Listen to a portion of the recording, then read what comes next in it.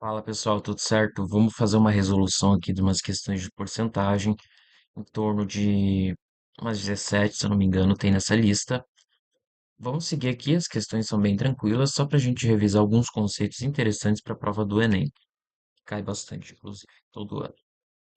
O investidor que aplica seu capital em um fundo que rende 20% no primeiro ano, no segundo ano, devido a uma correção de mercado, o fundo apresenta uma desvalorização de 20% sobre o valor acumulado.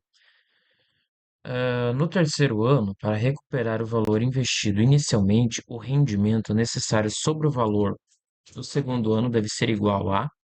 Então, ele me diz que eu tenho uma condição inicial, que eu tenho um capital aplicado e que ele vai render 20%, ou seja, eu vou ter um acréscimo de 20%.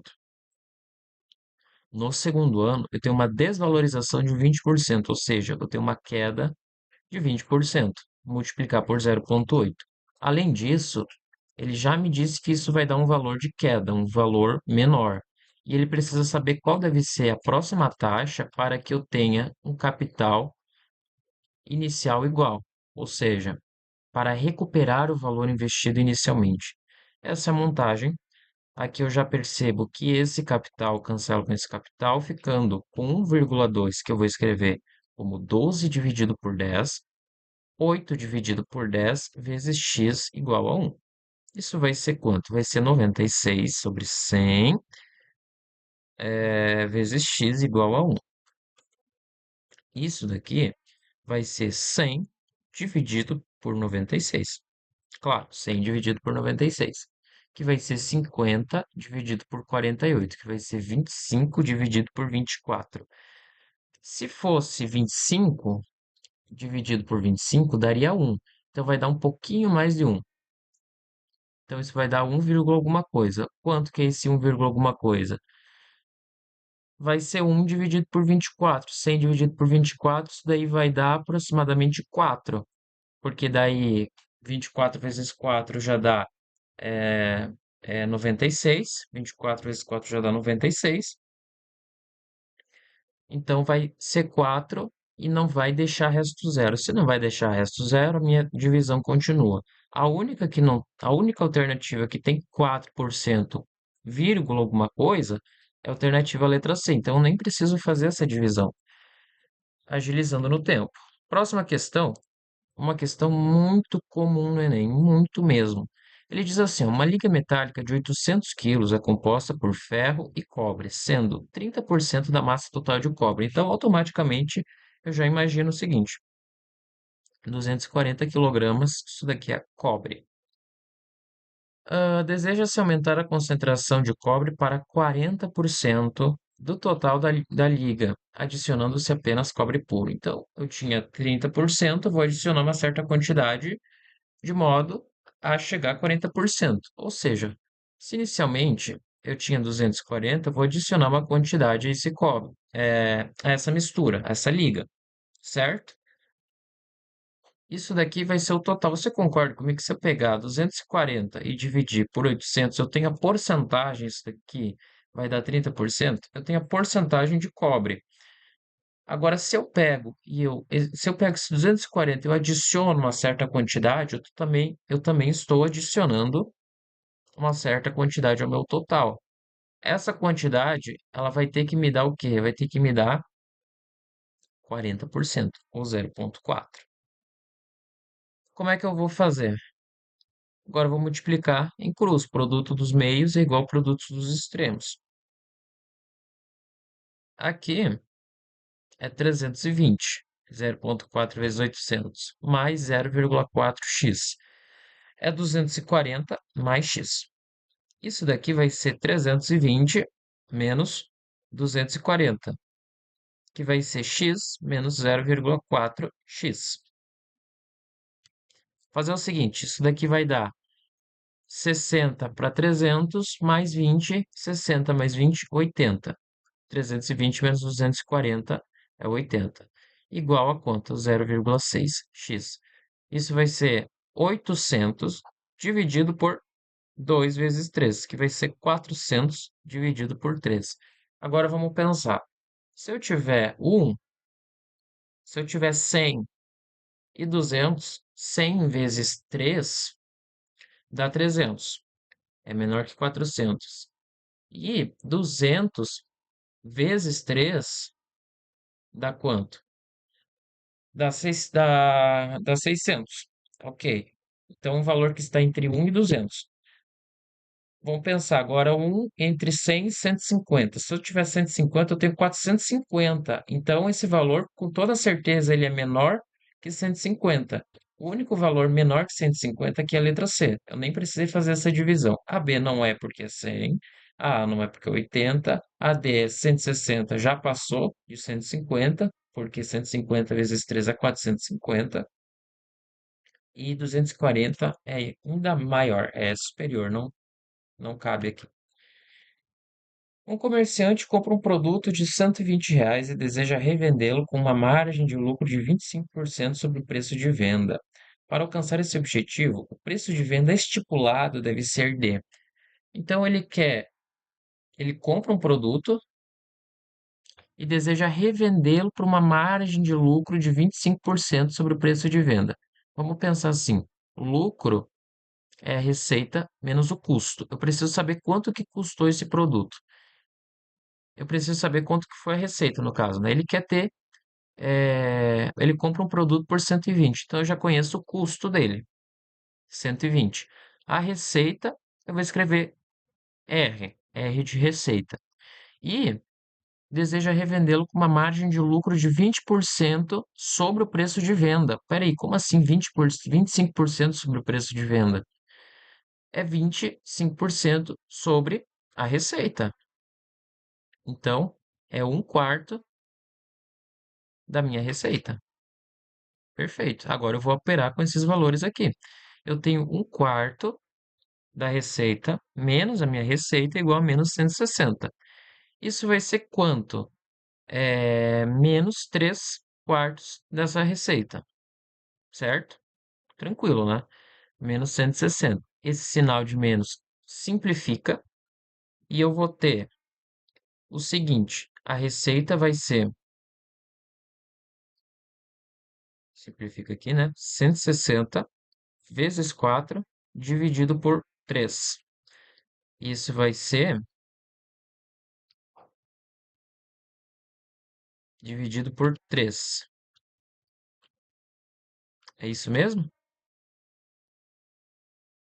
120. Ah, não, é 120, né? Não é 160. Tá louco?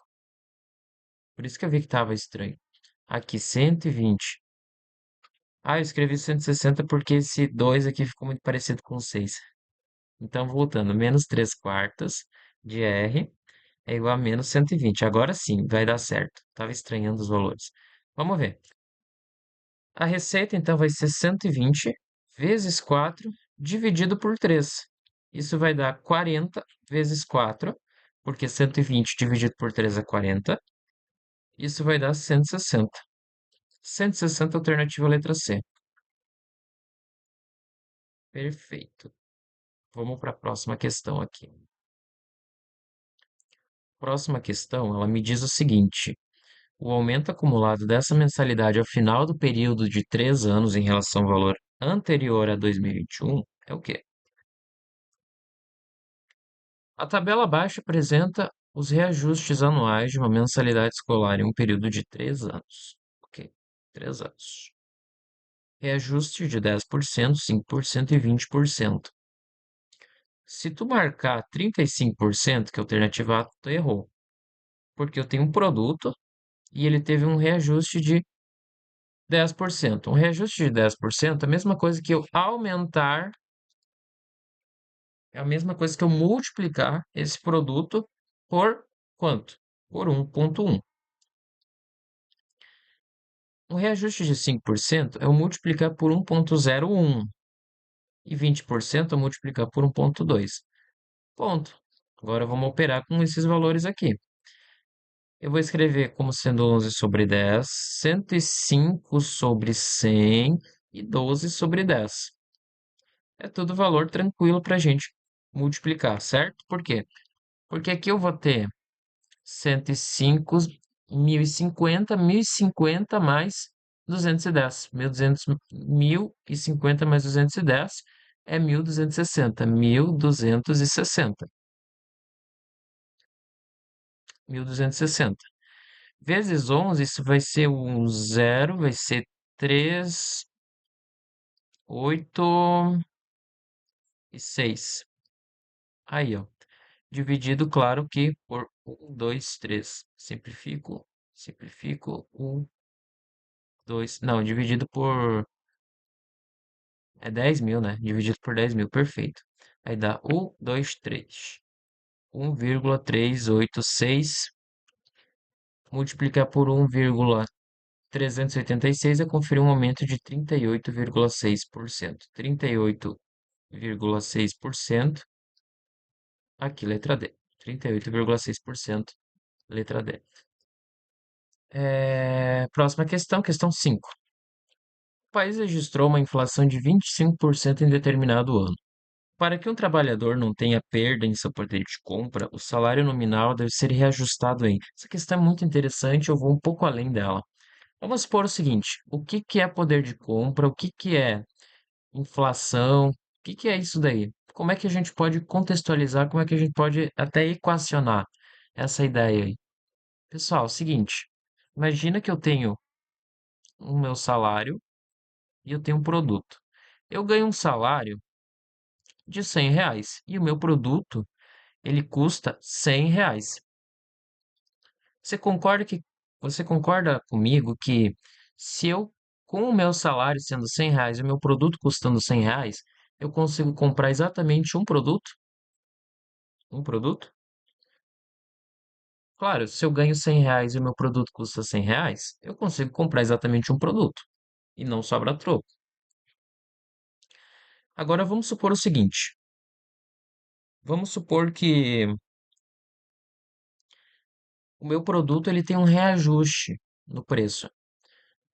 Ele ganhe, o preço dele é reajustado em 20%. Então, o meu produto, ele vai sofrer um aumento de 20%. Deixa eu diminuir isso aqui. Ele vai sofrer um aumento de 20%. Espera aí. O meu produto ele vai aumentar 20%. Então, antes ele era 100. Agora ele vai aumentar em 20%. Ele vai para quanto? Ele vai para R$ 120. E o meu salário? O meu salário, ele permanece o mesmo, ele permanece R$ 100. Meu salário permanece R$ 100. Agora, com o mesmo salário, eu não consigo comprar mais esse produto.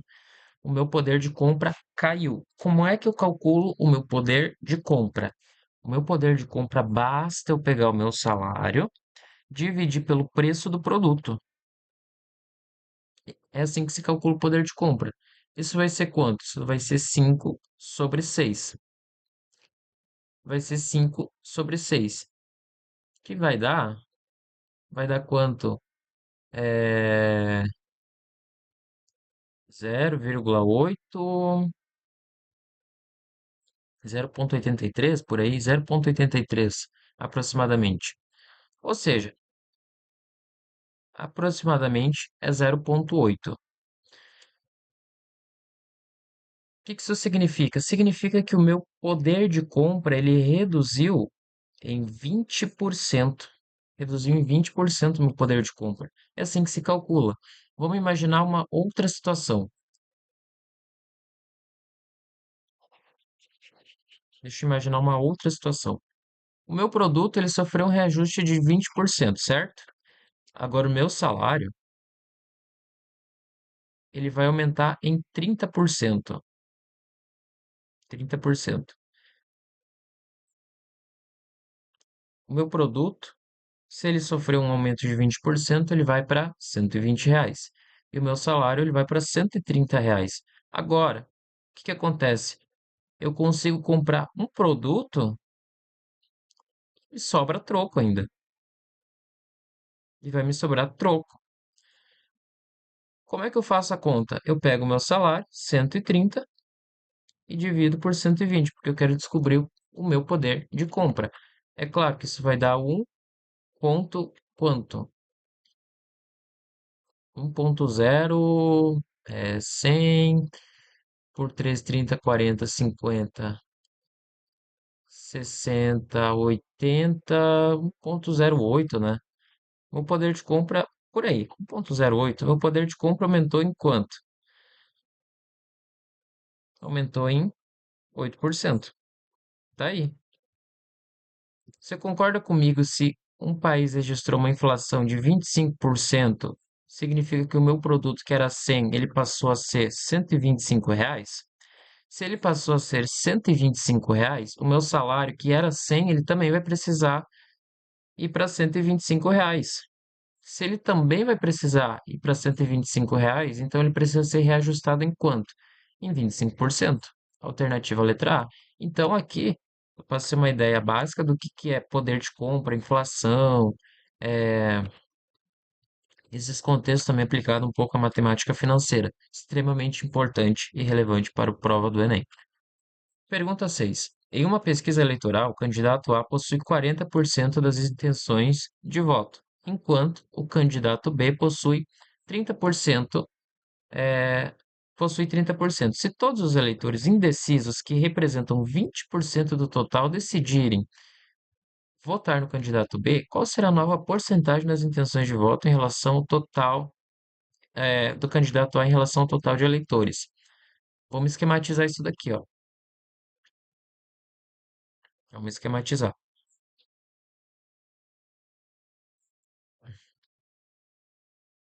Aí, ó, vamos esquematizar o seguinte: eu tenho 40% da minha fatia vota no candidato A. Então, 40% aqui. 30%, 30% votam no meu candidato B. Aqui eu já tenho 70%. Depois ele me disse que 20% que representa, 20% são indecisos. Se eu somar todo mundo, aqui vai dar 70, aqui vai dar 90. Então fica ainda 10% aqui, que é o restante. Fica 10%. Aí ele me disse, esses aqui são os indecisos. Indecisos. Ele me disse que esses 20% eles vão votar no candidato B. Qual será a nova porcentagem da intenção de voto do candidato A em relação ao total de eleitores? Ou seja, o meu candidato B, ele já não vai ser mais 30%, porque 20% migraram para ele. Então, a nova fatia, a nova parcela do candidato B será essa daqui. Os 30 que ele já tinha, mais os 20% dos indecisos que migraram para ele. Isso vai dar 50% para o candidato B. E para o candidato A? O candidato A não mudou nada. Para o candidato A não mudou absolutamente nada, porque se ele falasse assim, que 10% fosse para o candidato A, então já seria 50%.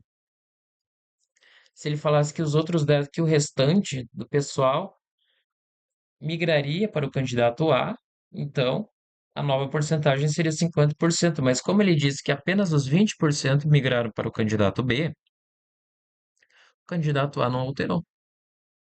Beleza? Muito tranquilo essa daqui.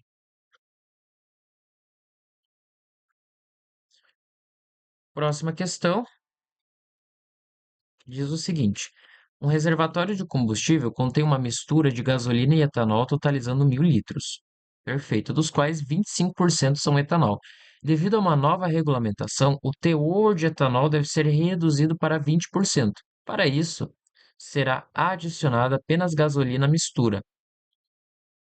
Será adicionada apenas gasolina à mistura. A quantidade de gasolina em litros que deve ser adicionada é de quanto? Eu tenho 1.000 litros. Ele quer adicionar gasolina, certo? Eu tenho 1.000 litros, ele quer adicionar gasolina. 25% dessa mistura é etanol, ou seja, 75% é o quê? 75% é gasolina. Ou seja, 750 litros é de gasolina. Agora, o que que ele quer fazer? Ele quer adicionar gasolina nesse sistema. Esse sistema, inicialmente, ele tinha 1.000 litros. Se ele tinha 1.000 litros no início, ele vai ficar com uma quantidade maior. 1.000 mais uma certa quantidade que eu não sei. Aí ele me falou que eu tinha 25% de etanol. E no final tem que ter 20%. Se tem que ter 20% de etanol, significa que a gasolina tem que ser de quanto? No final tem que ser de 80%, certo? Agora vamos fazer a conta. Tranquilo, né? Isso vai ser 800 mais 0,8x, que é igual a 750 mais x. Isso vai ser 50 é igual a 0,2x. X vai ser de quanto? Vai ser 500 dividido por 2. X é 250 litros de gasolina que eu tenho que adicionar para reduzir a minha porcentagem de etanol de 25% para 20%. Letra D. Muito tranquilo, muito fácil também essa questão. Um analista financeiro observa que o preço de uma commodity subiu 50% em um mês e no mês seguinte caiu 50%. Em relação ao preço inicial antes da subida e o preço final após os 2 meses, é de. Ele quer uma comparação direta. Então, eu tenho um produto, um preço P, e ele subiu 50%, que é multiplicar por 1,15. E caiu depois 50%, que é multiplicar por 0,5. Ou seja, eu tenho que fazer essa conta aqui, ó. 15 vezes 5. E 15 vezes 5 é 225, certo? 225 sobre quanto? Sobre 100. 10 e 10. É, perfeito. Vai dar. é, Tá certo isso? Tá certo. Multiplica por 1,15. 15 sobre 10. 50%. 0,5 sobre 10, 100. Tá achando estranho, mas tudo bem.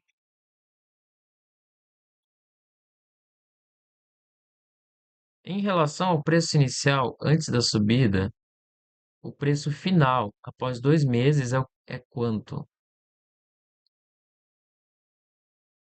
Que estranho isso aqui. Peraí. O analista financeiro observa que o preço de uma commodity subiu 50% em um mês. No mês seguinte, caiu 50%. Perfeito. Caiu 50%. Ah.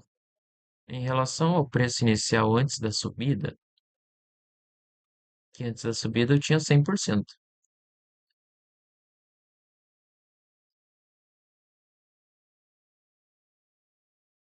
Produto P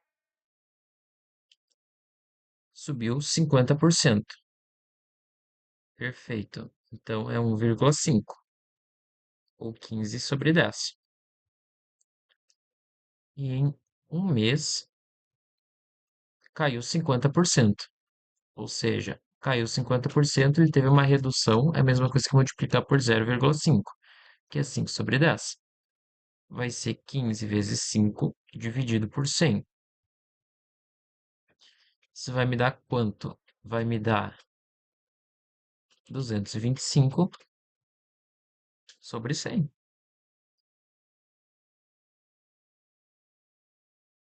Mas como assim?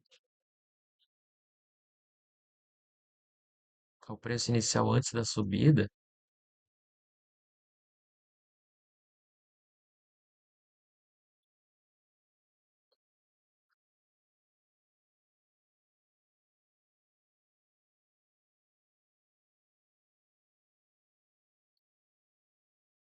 Não, mas ele não teve um aumento de 125%. Tá maluco? Fiz alguma coisa errada aqui. Tô tentando achar o meu erro. Uma commodity subiu 50% em um mês. Uhum. No mês seguinte caiu 50%. Deixa eu botar um valor aqui.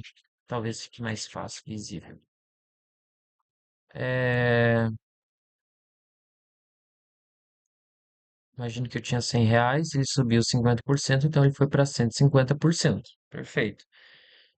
Se ele subiu 150, foi para 150. Aí depois ele caiu 50%, ou seja, 5 sobre 10. Ele caiu R$ 25. Caiu R$ 25.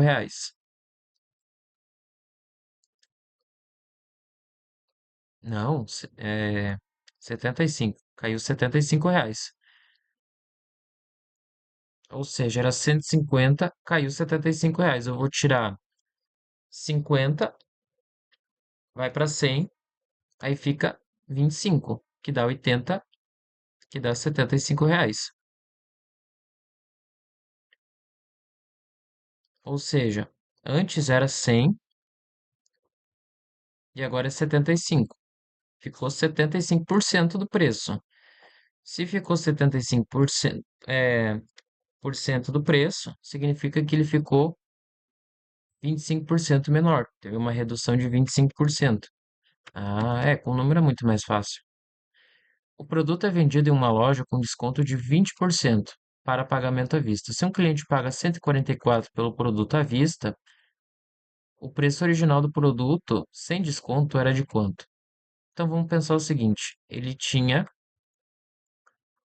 um produto e o desconto dele é de 20%. Se ele tem um desconto de 20%, o produto passou a ser 80%. E o cliente pagou 144. Ou seja, esse produto vai ser quanto? 1440 dividido por 2 vezes 2 vezes 2. Escrever 4 vezes 2, que vai ser metade de 1.500, 200 dá 700, 720. 720 aqui. Dividido por 360, dividido por, aqui dá 360, metade de 700 é 350, mais 10, 360, e dividido por 2, isso daqui dá 180. Letra E. Tranquilo.